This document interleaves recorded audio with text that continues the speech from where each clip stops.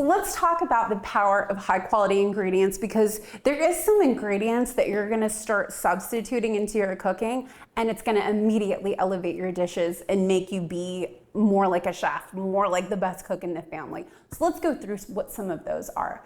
Probably the number one thing that you're gonna be taught the first day of culinary school is fresh herbs over dried herbs, especially when it comes to leafy plants like thyme, basil, oregano. These are things that we use fresh. I would say the dried versions of them are actually completely different. It's not like dried basil and fresh basil are anywhere near the same arena. You must try this on your own. Get some fresh basil and get some dried basil and give it a taste, and you're gonna be like, oh my God, there is complete difference here.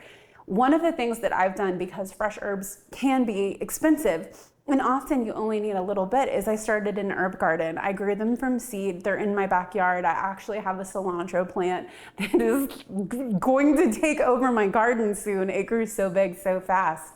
And I just go out there and pick a little bit off when I need it. That might sound very foo-foo, but I'm sure you have a little place in your yard that is big enough for you to have a small little herb garden full of the herbs that you're used to using the most. This is gonna transform your cooking. Fresh herbs are not the same as dried herbs. Another thing that I wanna talk about is fresh garlic and fresh shallots. Chefs say, I believe it's a quote from Mark Twain, said that shallots are onions that went to college. We use shallots all the time in the professional kitchen, and you should be using them in your home kitchen, because now they're available at every grocery store. And what it is an onion that's just not quite so oniony. I don't really know how to put that in a better way. It's elegant, it's a little sophisticated, and it is the base of every sauce. Shallots just give a nice foundational savory flavor, so please start using them in your cooking.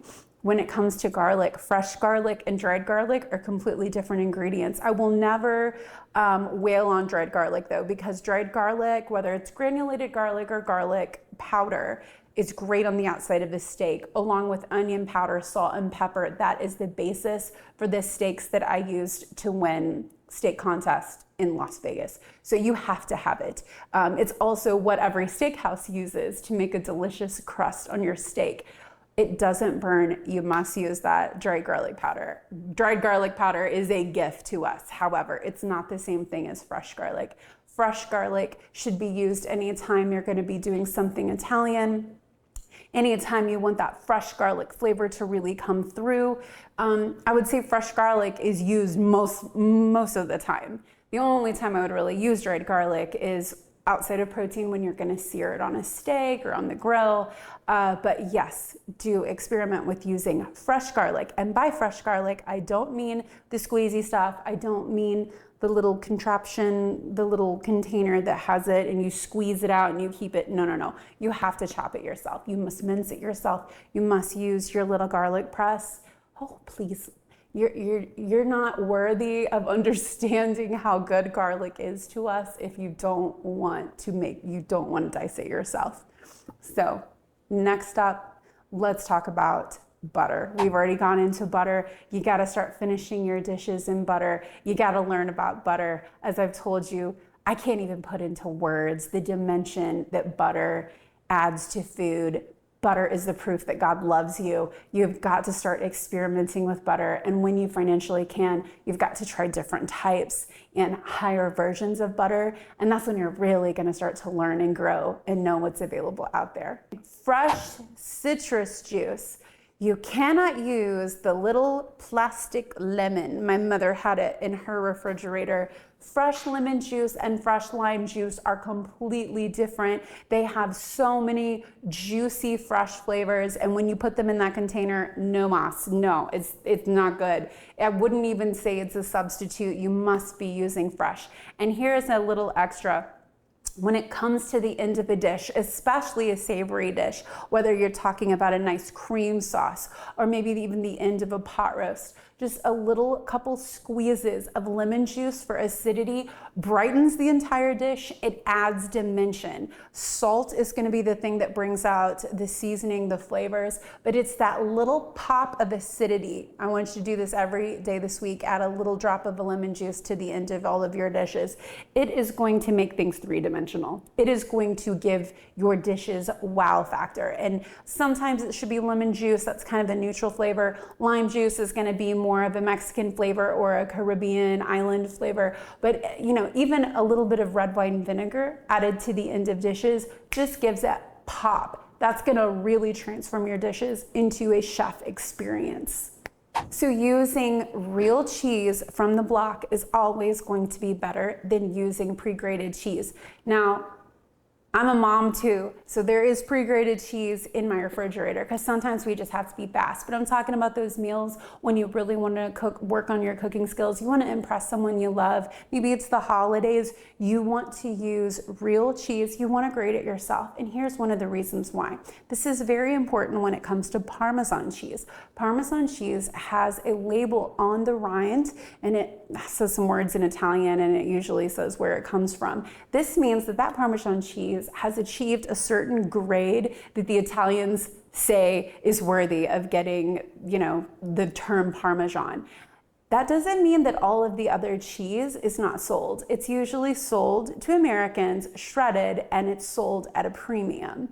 It's inferior cheese than what is actually being sold whole and on the rind. So I need you to experiment with real Parmesan cheese, and just know this about every cheese. You need to go through the cheese aisle and you need to start experimenting with those blocks of cheese, and even try cheddar cheese shredded on your own. Compare that against something that comes out of a bag.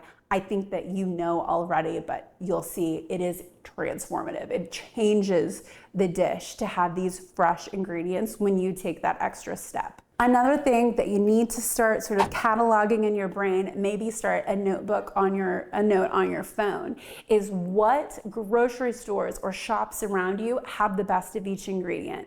Yeah, we don't really care where we think has the best celery, but the shrimp. My kids will only eat shrimp that is fresh, and the only place I can get it is Whole Foods. Yes, it's $13 a pound over there. I have to peel it myself, but it's big. It comes from the Gulf of Mexico. It tastes just like the shrimp whenever they go see their grandfather in Galveston. If I get frozen shrimp from a bag, it doesn't have those smells, those aromas. It might even smell fishy. You need to start cataloging what places in your town have the best of each ingredient. You know, Costco is where we go for big, thick steaks. We can also usually rely on expensive supermarkets like Central Market, but you can usually get better deals than that. You just want to know, this is where I go for my breads. This is where I go for my eggs. This is where I go for my beef. Chefs know these things. We don't just go to Walmart and buy it all there. I understand financial issues, you know, we don't always do this. I don't even always do this. We're shopping at inexpensive stores all the time. But when it comes to the moment where you really want to impress, those are the times that you know, I'm going to Whole Foods to get the shrimp because I want to have delicious fried shrimp that pops in your mouth just like when I'm on the coast. Some of this knowledge comes with practice, just like where you will go and find out where you think has the best steaks, where you think has the best seafood. So just know that from this moment forward, you are going to start cataloging where the best ingredients are from, and you're going to start getting persnickety. That's what growth in cooking is about.